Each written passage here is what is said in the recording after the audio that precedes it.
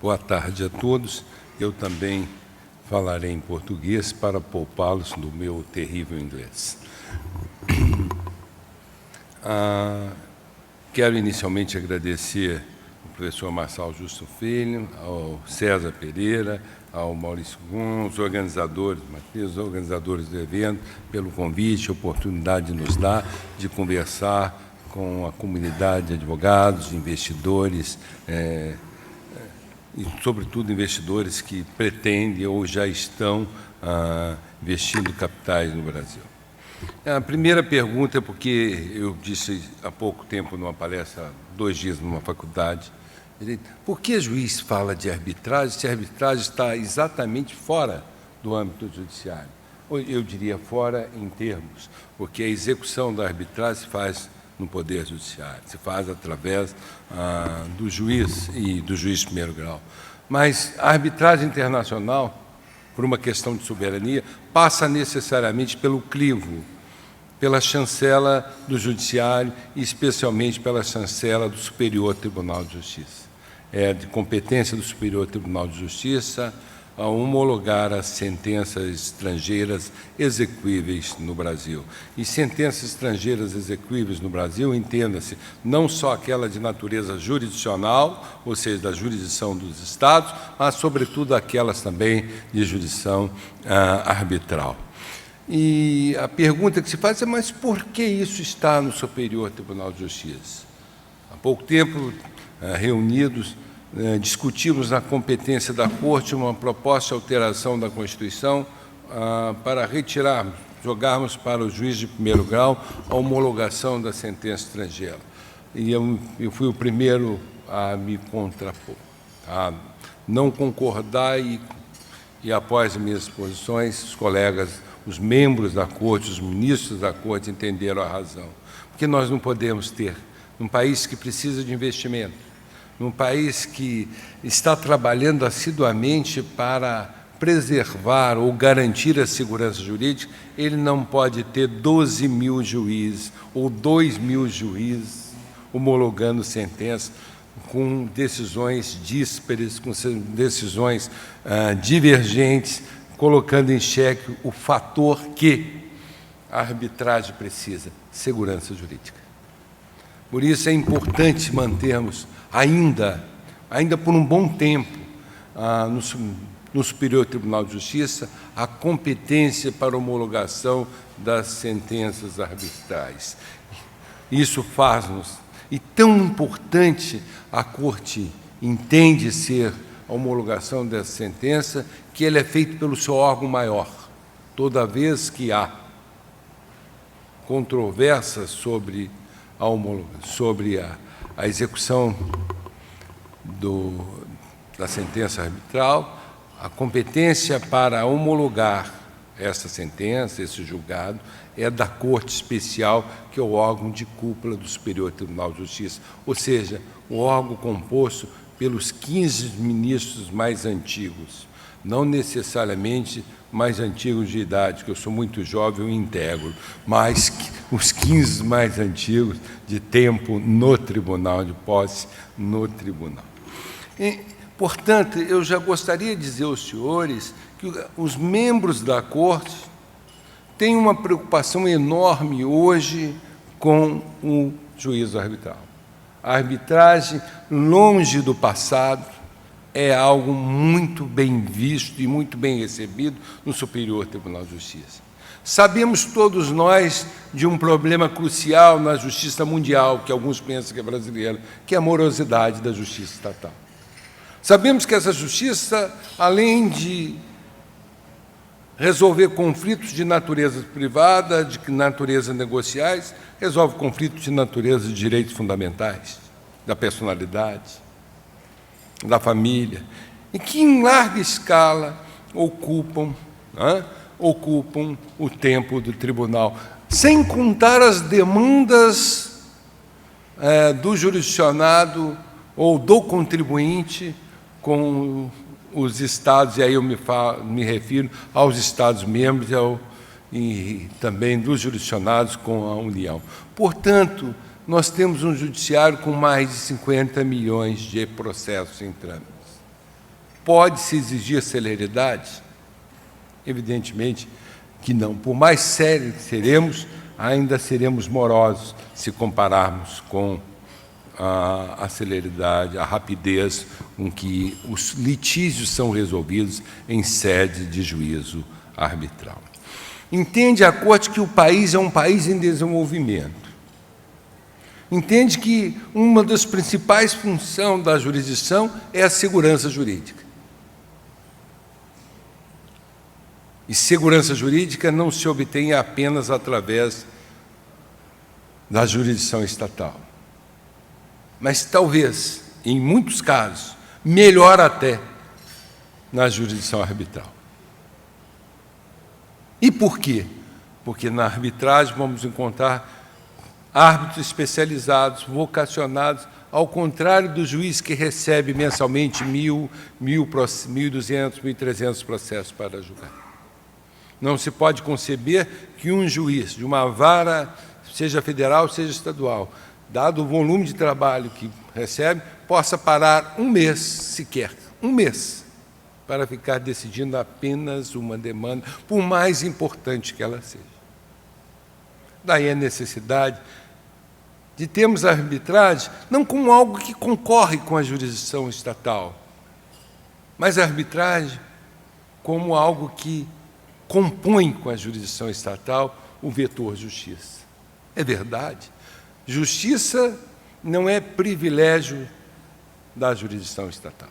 O Estado, tenho dito por onde passa, não tem monopólio da jurisdição. O Estado não tem monopólio da justiça, perdoe. Ele tem o monopólio da jurisdição. A justiça se obtém pela autocomposição, pela arbitragem e também, por vezes, pela jurisdição estatal. Daí a importância, repito, na Corte, a importância tem dado à Corte Superior Tribunal de Justiça a arbitragem. Temos tomado todos os cuidados no julgamento das homologações de sentença estrangeira. É princípio norteador do Instituto da Arbitragem que a jurisdição estatal não intervenha, não mexa, não questione o conteúdo da decisão. Nosso controle se faz apenas no aspecto externo da legalidade. Deu-se oportunidade às partes de defesa, a decisão não contraria a ordem pública, assegurado o contraditório, nada mais tem o juiz de fazer.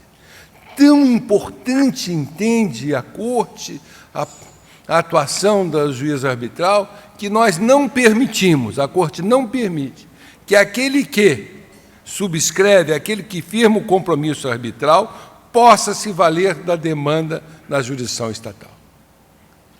Ajuizado, ou seja, firmado o compromisso arbitral, a parte subtrai o seu litígio da apreciação estatal, salvo se ambos os contratantes revogarem o compromisso arbitral. Fora desse SPEC, não temos como socorrer, na via da jurisdição estatal, os conflitos de interesse ou os litígios. O mérito do litígio na arbitragem é do juízo arbitral, que não sofre controle interno, que não sofre controle de conteúdo ou material pela atividade homologatória, que é meramente procedimental do Superior Tribunal de Justiça. Sabemos da necessidade de ofertarmos ao jurisdicionado, seja nacional, seja estrangeiro, a certeza de contar com aquilo que ele contratou. E lembre-se, o juízo arbitral se estabelece por vontade das partes. Aplica-se um princípio constitucional da autonomia da vontade. E melhor, o Supremo Tribunal Federal, depois de um longo debate, firmou pela constitucionalidade da lei da arbitragem e, consequentemente, dos acordos, das convenções internacionais firmadas sobre a matéria. A nossa lei, aplicada conjuntamente com a Convenção de Nova York, que é uma convenção extremamente importante, e que nós reconhecemos como incidentes no direito brasileiro, até porque o doutor Maurício Gum vive me questionando por que o STJ não fala na Convenção de Nova York. Já começamos a falar. É porque os advogados que levam homologação o fazem exclusivamente com o SPEC na lei interna, na lei nacional. Mas a lei nacional, na realidade, adota em tudo e por tudo os princípios da Convenção de Nova York. Então, se observarmos bem, a nossa lei é uma adoção da Convenção de Nova York, do Tratado de Nova York. Portanto, nós temos essa preocupação hoje no Superior Tribunal de Justiça. A Corte tem decidido reiteradamente que quem opta pela arbitragem não tem direito assegurado de levar o seu litígio à apreciação do Estado, da jurisdição estatal. Toda ação assim veiculada é extinta sem julgamento no mérito, porque a Convenção da Arbitragem importa na subtração do litígio, do conflito, da apreciação da jurisdição estatal. Maior preocupação temos tido na agilidade agora do julgamento dessas homologações, porque sabemos que grandes conflitos ou grandes questões, ora de grandes empresas, ora de empresas privadas, ora de empresas estatais, que também podem, desde que exerçam atividade econômica, podem se valer da arbitragem. Isso necessita, portanto, de decisões rápidas, de um pronunciamento jurisdicional célere. E o exemplo mais típico que eu tenho mencionado no Superior Tribunal de Justiça: quem compraria uma ação de uma grande empresa cuja solução está entregue, num conflito do controle acionário, está entregue à jurisdição ordinária estatal?